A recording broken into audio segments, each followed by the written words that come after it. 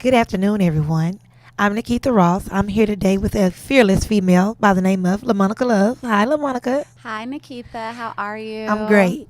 Today's topic is more effort, less excuses.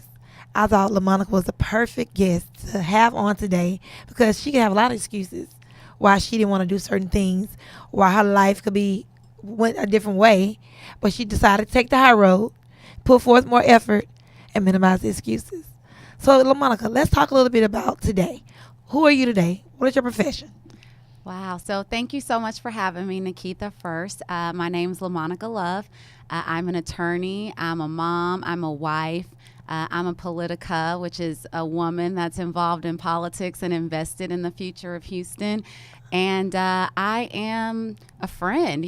I'm all about being here and influencing women and empowering women to work together to support each other. So I know that you always do that. And I'm glad to be a part of this movement. Well, thank you. So, LaMonica, let's talk about your background. Let's talk about your upbringing. Okay. So, you were raised by. I was raised by my grandmother, so I'm a native Houstonian. I grew up here in Houston, in Southeast South Park, Houston. So MLK and Reed Road, near that area. If anybody is from Houston and knows, anything about our area, a lot of my family still lives in South Park, and so very proud of it. Know so many people that have supported me through it, but I feel like it's an area of Houston that is overlooked often. It's an area where there's lots of senior citizens still, lots of schools that are not exactly where everyone wants it to be, and I grew up in that neighborhood, so I know exactly what it's like. Growing up with my grandmother, being raised by her, we were very blessed in the fact that my grandmother was retired, so she had a retirement income and also had my grandfather's retirement income. But there are a lot of struggles, and I think that if you don't have parents who can drive you around and take you lots of places and look at your report card, I just think about, I thank God I always got straight A's. I know there was times when my grandmother didn't even really have to look at my report card. So it was very difficult, very different than the way that I think that I raise my children now. Right. A lot of us raise our children differently. We kind of try to coddle them, protect them, and prevent them from seeing certain things. But those things really made us stronger. I agree. We had a big conversation the other week about. Think about it. What was the age that you kept yourself? The youngest you kept yourself? 9 years old, Exactly. maybe. Exactly. And we couldn't even fathom today allowing our 9-year-old to stay at home alone, right? It's like, oh my God, bad parent. But Which it was is the norm back then. And it's really kind of unfortunate because they have more resources to get in contact with someone if something goes awry than we actually had at that time. Yes, cell there was no phones. cell phones. Exactly. So you're absolutely right. Yes. But I definitely think those different things make us stronger, make us more resilient, and make us better people. Our background, our backstory. So you grew up in South Park. South Park, for instance, is a, like she said, senior citizens and a low-income neighborhood. Yes. And there's a lot of temptation. Drugs, young women, being involved in sex at an early age, a lot of teenage pregnancy, dropout rate is higher in that neighborhood than in other neighborhoods. And so what was the thing that kept you focused on the high road? I was a reader, so I know that definitely helped me. As a kid, I think about my kids. They have been on airplanes so much. They traveled so much. I had never even rode on an airplane until I left to go to college in Florida. Really? My entire life. So for me, reading was the thing that was my escape. I felt like I had been to New York. I'd been to, Paris because I read. I probably read a chapter book maybe one chapter book a week. I was just such an avid reader. And that was really an escape for me. It was exposure for me. It let me know that there were people like me all over the world that had gone through things, that were doing amazing things. And so when I would read, that would also be an escape for me. And also my church family. I grew up and I went to Garden of Gethsemane Church, which is on Griggs Road. So like right by the flea market, by Bam's Auto. And I just grew up with such amazing people that were role models for me, that were family members for me. And so that was something that also really provided motivation and structure for me, is my church family and just reading. Reading was my exposure. I think education is important, definitely, but exposure for young children, to let them know that there is a world outside of wherever they're growing up or where they are, is really the thing that's going to make the difference. I totally agree.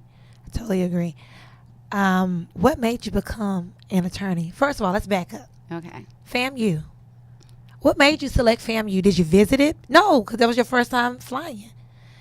What made you select FAMU? And there are so many schools that you could have went to. Rice. You could have went to SMU. You could have went anywhere. Right. So I did the magnet schools here in Houston. I went to Grimes Elementary, which was not a magnet school, and then Johnston and Lamar High School. And when I remember at Lamar, when I stepped into school, I had a friend, and she knew everything. She wanted to go to Texas A&M. She knew the class rank she needed to get. She knew all the classes she needed to take. And I was just really overwhelmed. I didn't even really think that I would, know that I was going to college. But then once I started seeing so many people around me, and I thought, well, I'm just as smart as them. I know that I want to go to college too. But everybody that I knew was going to UT or A&M. And I just knew I needed to get away. Like, I just was like, I need to get away from Houston. I need to get away from Texas. I want to be independent. I didn't think I was ever going to move back to Houston. So I was definitely one of those people who, is like, I'm never coming back to Houston. I'm moving away. And that's how I ended up at FAMU. And that was the best time of my life. So I'm glad that I went. And if anybody's watching and your kids are considering going to college, send them to FAMU. It is a great school. And you can talk to me more about that later. So did you have any other choices besides FAMU? Or was it like a shoe-in? Like you just knew FAMU? No, I got a full ride to A&M. And where else? U of H. I think I applied to like University of Arizona, but FAMU gave me more money. And I just knew that I was going to go. I had a cousin in Tampa. Okay. And so it just felt right. So your FAMU experience. Let's talk about that. Okay. So going to FAMU, I thought that it was amazing for me because, number one, I was away from home. So I think that when you are going to a school that is Tallahassee, number one, is a college town. The things that kind of keep that city moving are Florida State University and FAMU. And so everything's kind of catered to being young and being in college and not having a car or having lots of money. So you really just have a great time. I lived on campus my freshman year, and so I met so many of my friends that I'm still really good friends with, people that I pledged my sorority with. And so it was amazing. And I met my husband there also. Oh, did you? Mm-hmm. Is he from Houston? No, he's from Minneapolis. Wow. So we were both just two kids far away that, went away to college and met there. What made y'all decide on moving back to Houston? So, one thing that people don't know is that when you get ready to take the bar, most states you can only be licensed kind of in one place at a time, or you take the bar in one state, and you have to declare that a year in advance. And so that means that either you have to have a job offer. So before you graduate from law school, depending on where you're going to take the bar, most people choose that based on where they have a job offer. Well, I didn't have a job offer when I got ready to graduate from law school. And so I was sort of like, well, where am I going to go? The only other place I probably probably would have moved would have been Washington, D.C. And so I just thought, my entire family's in Texas. I'll take the Texas bar. Okay. And Mike was fine with not moving back to Minnesota because it's so cold. So we just decided up on Houston. Okay. So how long have you been married? 10 years. Well, 11 years in August, but 10 years. As of now. Yeah. 2 beautiful babies. Yes. They're big now. They're getting so big. 9 and 5. 9 and 5. So is your husband an attorney as well? No. So my husband actually works in education. He's an assistant superintendent at HISD. Okay, cool. So, yeah, a lot of reading going on in your household. Yes. Lots of reading, lots of writing. My husband's back in school getting his doctorate, so very busy for us right now. I know. My cousin Devin in Philadelphia, well, a little bit outside of Philadelphia, but Philadelphia, Pennsylvania, she received her doctorate last year. Congratulations. In education. Yes. So we're super excited. We have a doctor in the family. It's a big deal. It's wonderful. It's a lot of work. It is. So her goal is to eventually become a superintendent as well. Yes. So you moved back to Houston. Yes. So did you end up working for a law firm? So not immediately. You know, that's something also for any young people that want to be lawyers, is that, you know, you just think, and I call it the difference between like qualitative majors versus quantitative majors. So if you're like an accountant or a pharmacist, once you take your certification exam or you pass your your boards, you have a job. For a lawyer, it's a little different. You know, I don't think that you automatically passing the bar means that you get a job. It's very difficult to get a job, to get hired by someone just because you pass the bar. You have to know people and meet people while you're in law school and really kind of work your tail off. It is very hard to get a job as a lawyer. And I'm so shocked because I know it's so hard to pass the bar exam. Like, so many people fail on the first try. So I would think that, taking a bar, passing, really is like a shoo-in for getting a job. Because I know several people who have failed. So the bar is very difficult, and I think there's also lots of things that go into being able to study for the bar. You have to be able to kind of isolate yourself for 6 weeks. So that means you have to have the money, you have to have like a place to stay. If people are working or if they have a family that is depending on them, it's very difficult to carve that time out for yourself. Also, bar study courses are extremely expensive. They're like $2,000 to take the bar study courses. So a lot of people take out bar study loans, lots of things to kind of help themselves. So I don't think that, it's hard to kind of sit down and focus, and it is a huge accomplishment for anyone that passes the bar. But Michelle Obama didn't pass the bar the first time that she took it. True. So, I say just keep going and stay focused and try to carve out that time for you. And my family, they were, they're like, can you pick your niece up from school? Can you? And I'm like, no. I had to pass the bar. And I got married 2 weeks after I took the bar. So I knew that I had to be focused because I didn't want anyone blaming if I failed on me getting married. Wait a minute. So you did wedding planning in the midst of studying for the bar? Yes, I did. You just said you have to go in a cocoon. And you're planning a wedding? Well, around maybe like a month before the bar, I didn't do anything. I just decided, I have my dress. I know that Mike's gonna be there, and so whatever happens. Okay. So you weren't like Brazilla. You could be hands on like that, because if you had to be in this cocoon, you couldn't be worried about wedding details or wedding planning. I'm so anal and linear, so I think I was, but then it came to a point where I just said I don't care, and a lot of stuff went wrong on my wedding day. So so don't do that. Well, what a great way to get married and then celebrate passing the bar, though. Yes, it was a wonderful feeling. And you don't find out in Texas until November if you pass the bar. So wait a minute. So you got married in August. You didn't find out till November? Right. Yeah. That's a long time. Is the time shortened? Has it shortened? No, we're one of the last states to find out our bar results. And we're also one of the hardest bars. We have a 2.5 day or 3 day bar. Most people have like a 1.5 day or a 1 day bar. So which state should I go get my lawyer? Texas. I'm joking. Texas is still good. So what made you go into law? Did you know that in high school? Did you find that out at FAMU? What? So as you can tell, I'm a talker, so I feel like everyone always said, you're a talker, you talk so much, you are always explaining things, you argue, you should be a lawyer, which I think that's a good reason. But since I'm really not that kind of lawyer, I think that me reading was really the thing that, being an avid reader, being an avid writer, those were the skills that really prepared me for law school. But I didn't know any lawyers growing up. The thing that really made me want to be a lawyer, and I tell this story to some of my friends that are in Houston Young Lawyers now, is that the Houston Young Lawyers Association has this program where they adopt elementary schools during Christmas. It's called the Adopt an Angel program. And so as a kid, you write down all this stuff that you want. And I was at B.H. Grimes Elementary, and the Houston Young Lawyers adopted our school. And so whatever you want on your list, a lawyer will adopt you. And I've done this now where you adopt kids.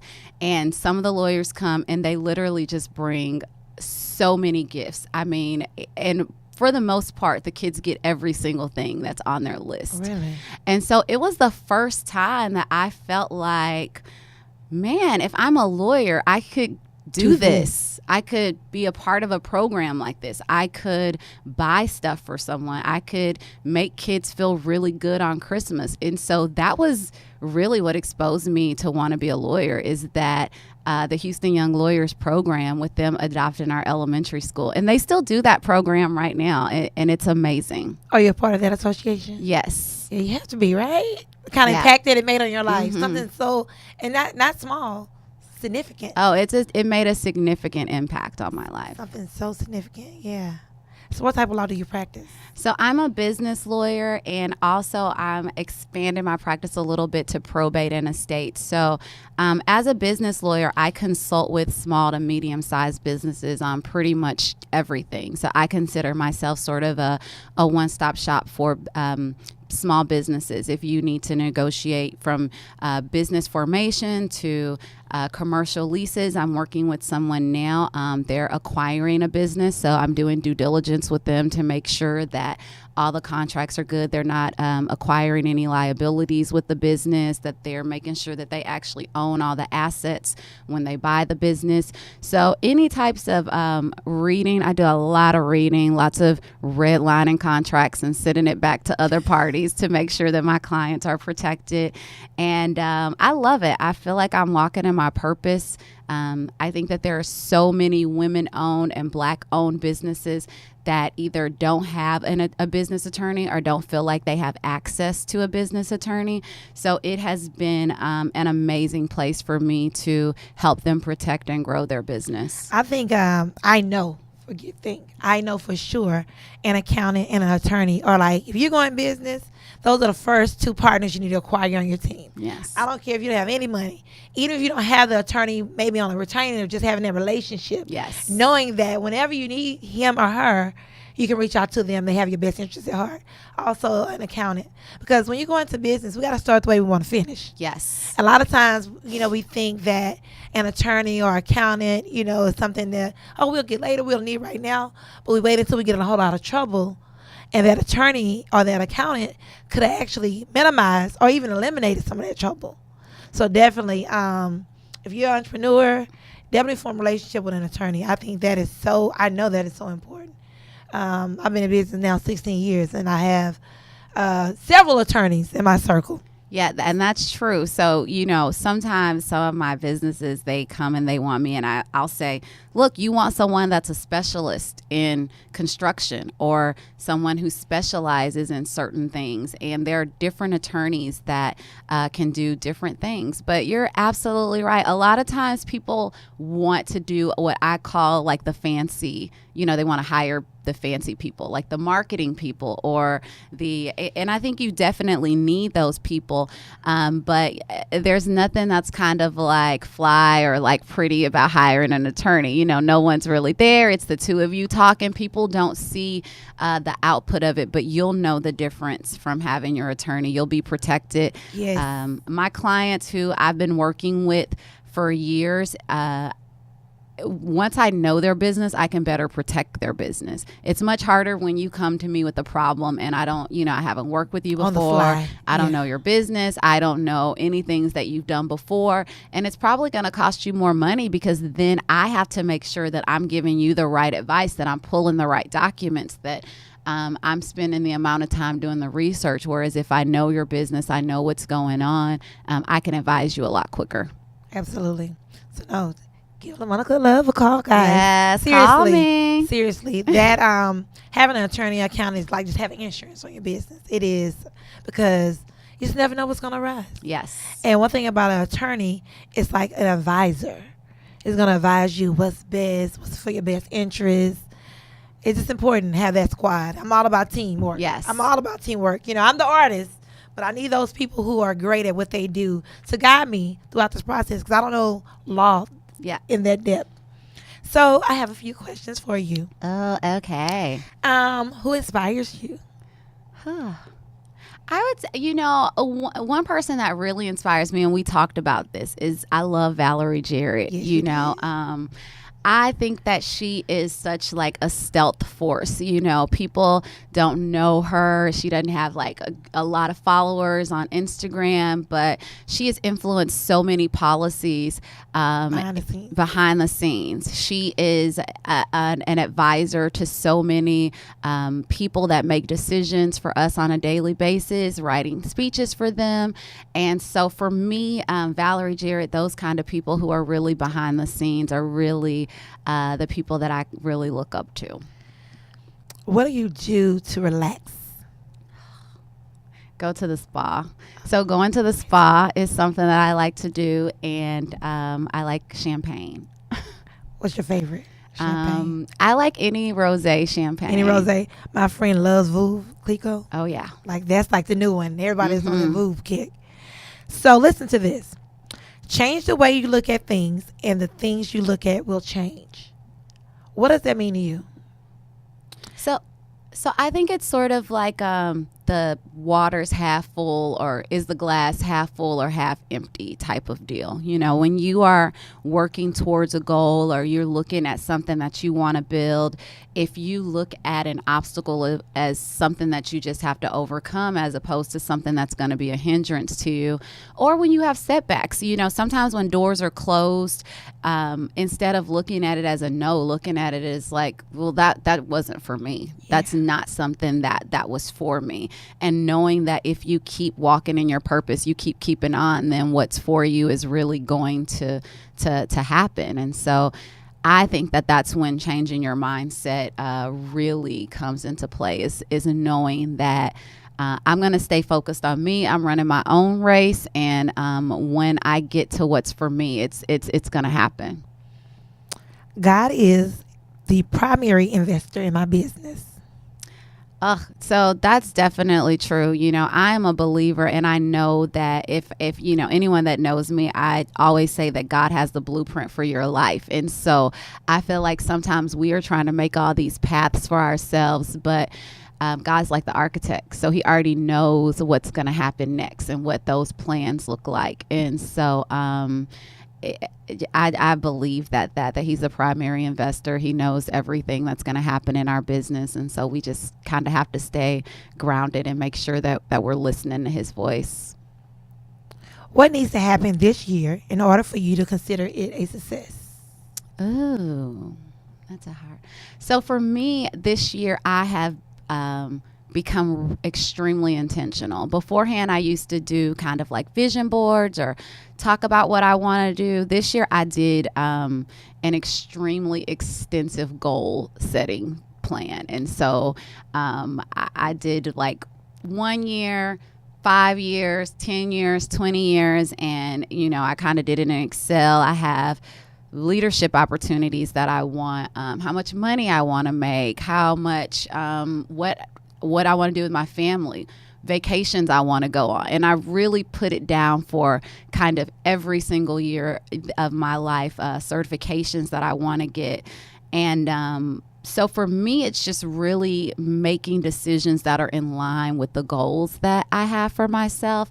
I say yes a lot to people, and I think that when you're first starting your business, you should say yes, figure out what works for you, figure out who your people are.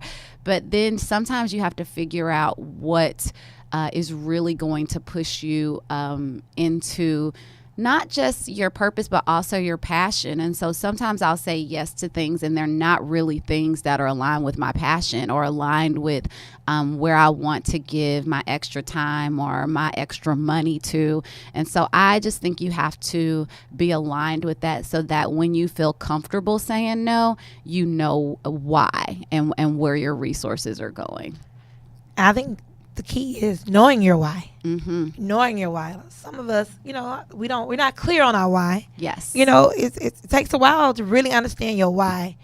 And once you understand your why, it's easier to say no to certain things. Yes. Politica. Let's talk about that. What are you doing in the political realm? So right now, having small children, I feel like will kind of take you out for a while. And so now both of my kids are in elementary school, so they're on a regular schedule. Self-sufficient. And yes, it's a lot easier. I can kind of like leave them with, leave their task. For me, when I think of myself, I think about what I want to see for Houston. And me as a young girl in Houston, growing up in Houston, and the people that I looked up to and how that influenced me either positively or things that influence me negatively. We talked about kind of South Park, Houston earlier, and thinking about what it felt like when a Boys and Girls Center was built in your neighborhood, or what it feels like to be in Pearland and have a wonderful HEB store, but when you grow up in South Park and, there's not a lot of grocery stores. Right. There's like a Watkins there. And I think that Watkins is great, that people treat everyone with respect there. They've been servicing the community for years, but as a child, what type of message does that send to kids growing up as to how their city feels about them, or what's important to them, or their worth in Houston? And so for me, when I think of what being a Politica means, it means aligning myself with people, supporting people, whether it be financially or through resources, to make sure that we don't have two Houstons, a Houston of resources and a Houston where children and people don't have access to resources. And so that is something that is important to me, just ensuring that we're holding politicians, business owners, and I don't think it's just politicians. I think it's everyone. I think that pastors have a role in this. Churches can do more in Houston. And we can individually, absolutely. It's so easy to point the finger, point the blame. And someone said it best, we talk about the schools declining in those neighborhoods, but we don't want our kids to go there. So what are we doing to advocate? Yes. To make those schools better. I make agree. Those schools the kind of schools that we wouldn't mind our children going to, instead of leaving the neighborhoods and going to better neighborhoods. Yes. So what can we do to reposition and just make things different? I agree. And I think a lot of times it's us aligning ourselves together. I was reading something and it said that I think like 87% of Black-owned businesses are owned by one person. Right. And so what does that say about a succession plan, or about our influence, or even when we talk about going in and being able to get business loans? It's much easier to get a business loan if you have two very successful people who have assets and leverage to get a better business loan. And so I just think that when we do things, we have to start doing them together. We have to not be afraid to give credit to other individuals for coming up with ideas, and knowing that we can't always be the face of everything. Right. Sometimes you're going to be the worker. Sometimes you're going to be the encourager. And we have to be okay with that. But you have to go back to your why. Why am I here? Yes. Am I here for notoriety and fame and congratulations? Or am I here to really see improvements in the school, improvement in the community? Is that my why? You know what I mean? Yes. Sometimes people forget why they're here. But I want to thank you, LaMonica. Yes. Our time is up. It goes by so fast, right? It did go by so fast. Yes. Thank you for being here. She's amazing, fearless female. We would love for other fearless females to join us next Friday, January 25th, 7 to 9 p.m. at Fet and Function, a new place in Pearland. It's going to be an evening of bonding, connecting, and sharing. Being a fearless female is about being awesome, being bold, and being connected. Until next time, NaKeitha Ross.